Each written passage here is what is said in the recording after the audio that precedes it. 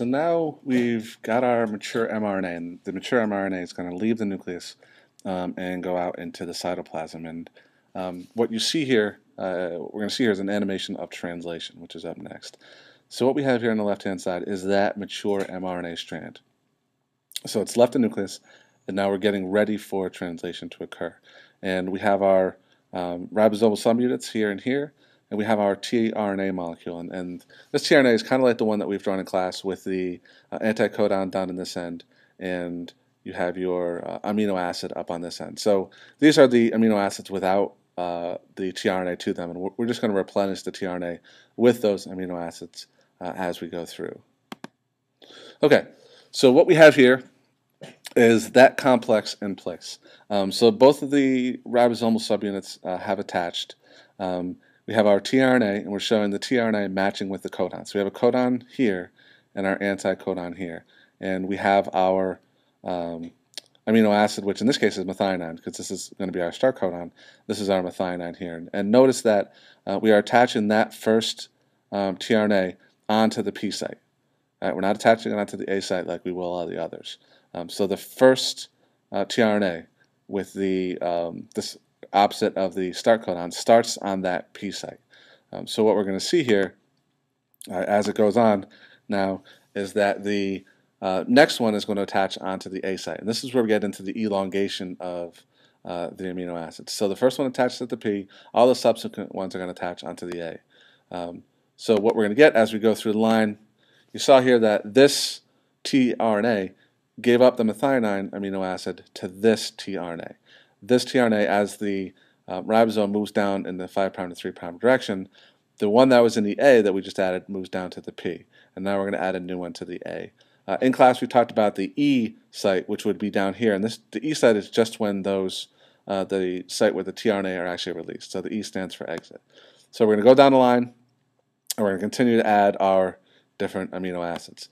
So we've gone, the small, or the ribosome has moved down the mRNA strand, adding our individual amino acids as we go down. So they're going to move down the line, move down the line, until at some point we're going to get to creating a fairly large amino acid. So we get to the point now where we reach the stop codon. So here's the codons, here are the stop codons. Again, this is our anticodon on the other side. So there is no tRNA, there is no anticodon for the UAA, so that's a stop codon. So what we get is this purple thing over here is going to slide over, all right, and this purple thing is called a releasing factor, all right, a termination factor, a releasing factor, and what it's going to do is, since there is no amino acid attached onto here, what it does is just it donates a water onto this, a water molecule onto this, and actually causes this strand of amino acids to be released. So it releases that, the ribosomal sequence falls apart, and this is going to be the sequence of amino acids that we're eventually going to create into a protein. Now that we looked at translation at the molecular level, let's take a look at it kind of in a larger scheme level so you can see how the ribosomal subunits interact and what it looks like on a non-molecular level. So here we have our long strand of mRNA traveling in the cytoplasm, and this big brown looking thing with a groove down the middle that you'll be able to see in a second, this is our small ribosomal subunit. This thing is the thing that the mRNA is going to attach onto.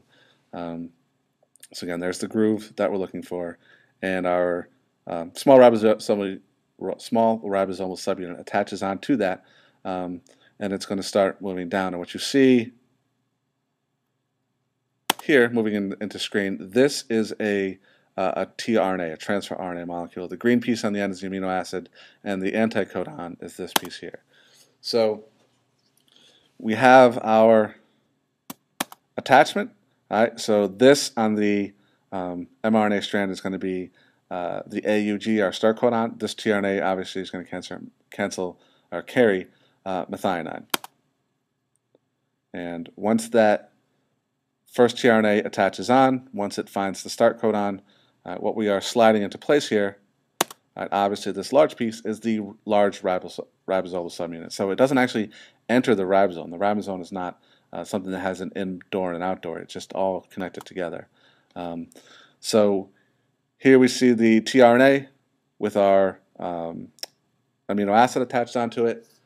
That right here, this is going to be the P site, where the second one attaches onto is going to be the A site, and part of the ribosome is going to come up and actually connect. And again, this is the amino acid methionine. This is the second amino acid, and these are going to bond together, creating our peptide bond. And that first tRNA, kind of blurry, but that first tRNA that you see here is going to be released. The next one stays here. It goes from the A site. Now it's going to move down to the P site. You can see that the large ribosomal subunit, the whole ribosome moving. Moving in another one.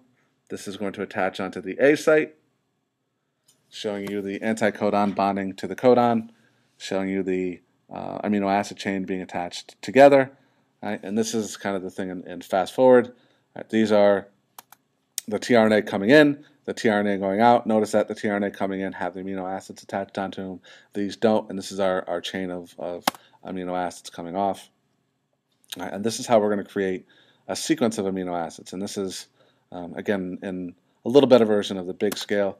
What we got here is the small ribosomal subunit reach the end, or reach the stop codon. Once it gets to the stop codon, the small and large ribosomal subunits separate, and we have our sequence of amino acids. And now that we've talked about translation, there's one more piece of the puzzle that we need to add on. And that's the speed at which translation occurs and how many proteins you can create from a single amino acid. We talked initially about the reasons for having a 5' cap and a poly A tail and the exonucleases, and we said one of the reasons for that is we want to create multiple proteins from the same sequence of amino acids from the same mRNA strand. And we do that with something called, or a series of complexes called polyribosomes or polysomes. So what we see here is a strand of mRNA, and we see multiple ribosomes moving down that mRNA at the same time. That polyribosome, this many ribosomes working together, allow us to create multiple proteins, hopefully of the exact same proteins, from the same mRNA at one time. And it allows us to do that at a much faster level than just creating them one at a time. So as soon as a ribosome has initiation, attaches onto the mRNA strand, and moves on down the line, another ribosome can come along and perform initiation and then elongation. So we can produce many proteins from the same mRNA in a relatively short amount of time. And that is because we have the presence of polyribosomes or polysomes, the same meaning.